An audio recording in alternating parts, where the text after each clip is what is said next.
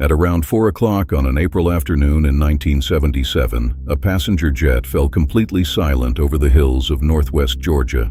Not one engine, both, dead within seconds of each other. Up front, the windshield had already been smashed to a frosted, opaque sheet by hail the size of golf balls, and the two pilots could barely see out of it. And back in the cabin, a flight attendant named Sandy Pearl was pushing children down into their seats and shouting at grown men to grab their ankles.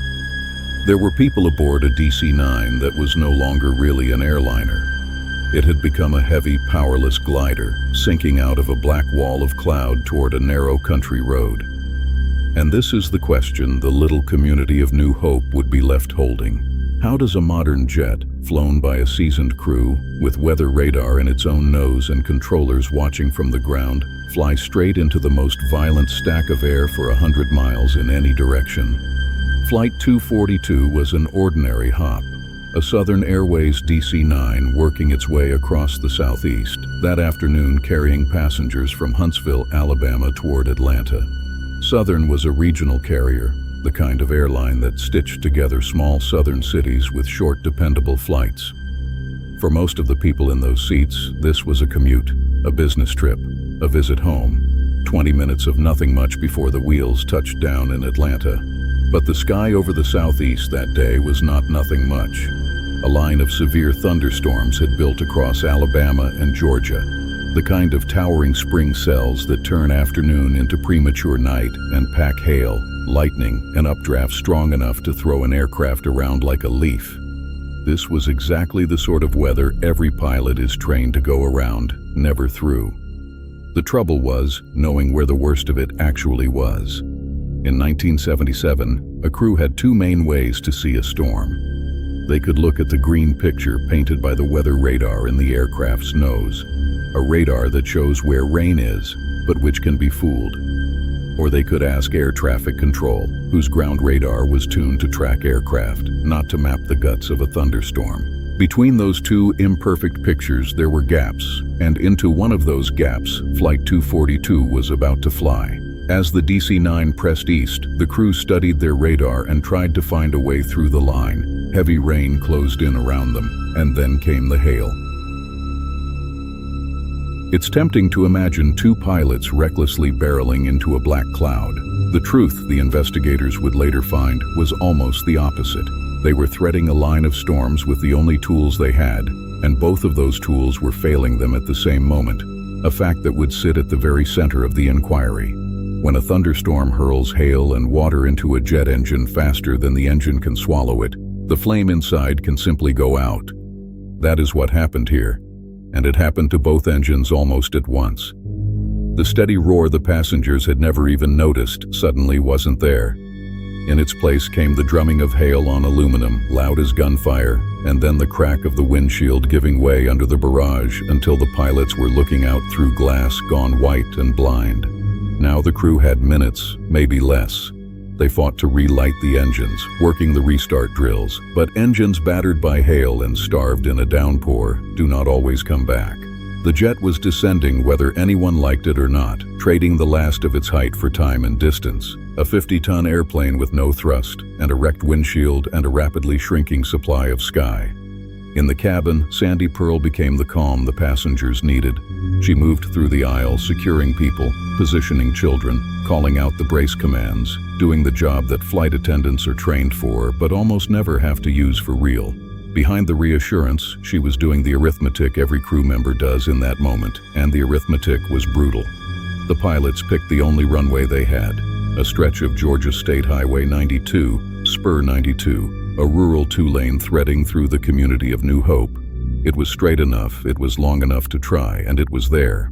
They lined the crippled jet up on the blacktop the way you would line up on a landing strip and brought it down among the trees, the power lines, the mailboxes, and the little roadside buildings of an ordinary Georgia crossroads. For a few seconds, it was almost a landing. Then the wings began to clip what a highway has and a runway does not. The DC-9 struck the ground and the roadside, broke apart, and burst into fire as it tore along the highway. It hit a gas station and other buildings at the crossroads. People who had been on the ground, not in the sky at all, just going about their day in New Hope, were caught in the path. When the wreckage finally stopped, the airplane and part of the community were burning together. The toll was terrible. Most of the people aboard were killed, along with people on the ground in New Hope, and only a small number of those on the airplane lived through it. One of them was Sandy Pearl, the flight attendant who had spent the last minutes of the flight preparing everyone else to survive. Only a small number of those on the airplane lived through it, and she walked out of a disaster that killed most of the people she had just been speaking to, and she would carry that for the rest of her life. When the National Transportation Safety Board reconstructed the flight, they were not looking for a villain in the cockpit. They were looking at a chain, and much of that chain had been forged before the crew ever reached the storm. Their conclusion pointed to the obvious and the uncomfortable at once. The obvious: the airplane had flown into a severe thunderstorm, taken hail and water into both engines, and lost the thrust that keeps a jet a jet. The uncomfortable part was about information. The board found real deficiencies in how weather was gathered, packaged, and passed along. The advisories, the dispatch decisions, the coordination between the people on the ground who knew how bad the line had become, and the crew in the air who needed to know it in time. Here is the trap the crew fell into.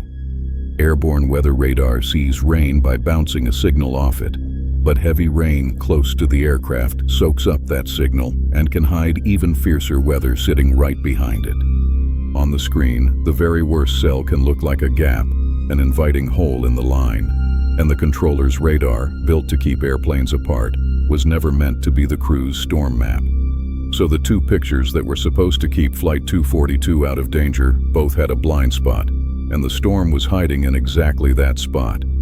That is the answer to the question New Hope was left holding. The crew didn't blunder into the storm. They aimed for the safest looking path the system could show them, and the system couldn't show them the truth. The disaster fed directly into how weather information reaches cockpits. The push to close the gap between what forecasters and controllers could see and what pilots were actually told, so that a crew would never again pick a hole in a storm line that wasn't really there. And yet, outside of Paulding County, the New Hope crash slipped out of the national memory in a way that a disaster at a major airport never would. It happened over a small rural community, on a state highway most of the country had never heard of, and it lacked the single clean cause that headlines love. Its lesson was quieter and harder. Sometimes a disaster isn't one person's mistake, but a gap between systems, waiting. Sandy Pearl lived and spent years afterward speaking about what she carried out of that airplane. The stretch of highway is still there, still carrying traffic past the crossroads. Most of the drivers who pass it have no idea that a jetliner once came down out of the clouds and tried to land among them, brought there not by a reckless hand, but by a hole in the sky that only looked safe. A quiet Georgia highway still keeps a secret most of its drivers will never learn. How many crews since have trusted a gap that wasn't there? Watch the next story on screen now.